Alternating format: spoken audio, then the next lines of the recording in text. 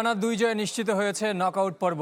জর্ডানের বিপক্ষে তাই শুরুর একাদশে একাধিক পরিবর্তনের ইঙ্গিত দিয়েছেন আর্জেন্টাইন কোচ লিওনেল স্কালোনি। এদিকে এইচ গ্রুপে এখন উন্মুক্ত হওয়ায় স্পেন, উরুগুয়ে, কেপ ভার্দে আর সৌদি আরব প্রতিটা দলই রাউন্ড অফ 32-তে আলবিসেলেস্তেদের প্রতিপক্ষ হতে পারে।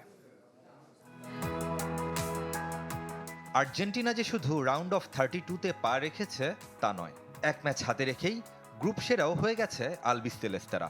নির্ভার কোচ লিওনেল স্কালোনি তাই জর্ডানের বিপক্ষে পরীক্ষা নিরীক্ষার সুযোগ পাচ্ছেন। গুরুত্বপূর্ণ ফুটবলারদের বিশ্রাম দেওয়ারও চিন্তা লা স্কালোনেতার। এই মুহূর্তে এসে সুস্থিরভাবে চিন্তার সময় পাচ্ছি।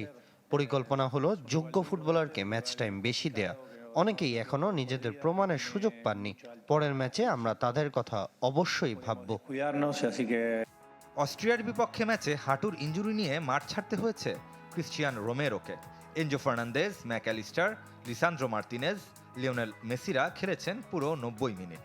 নকআউট পর্বের জন্য ফিট রাখতে পরের ম্যাচে এসব ফুটবলাররা ফুল ম্যাচ টাইম নাও পেতে পারেন।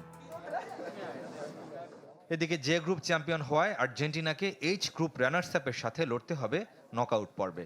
যে স্পটটা এখনও উন্মুক্ত, হতে পারে 4 দলের যে কেউই। তবে সে দৌড়ে এগিয়ে কেপ ভার্দে। স্পেন যদি উরুগুয়েকে হারিয়ে দেয় আর সৌদি আরবের বিপক্ষে কেপ ভার্দে জয় কিংবা ড্র করতে পারলেই গ্রুপ রানার্স আপ হবে আফ্রিকার প্রতিনিধিরা। সুযোগ আছে সৌদি আরবেরও। সেক্ষেত্রে কেপ ভার্দেকে হারাতেই হবে, সঙ্গে স্পেনের জয় চাই উরুগুয়ের বিপক্ষে। এ ম্যাচে ড্র হলেও কপাল খুলবে মধ্যপ্রাচ্যের দেশটির।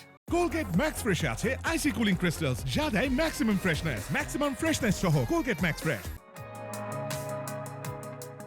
গ্রুপ রানার্স আপ হতে পারে স্পেনও।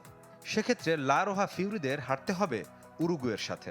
আর কেপ ভার্দের বিপক্ষে সৌদির জয় কিংবা ড্রতে সমীকরণ মিলবে স্পেন আর্জেন্টিনা দ্বৈরথের।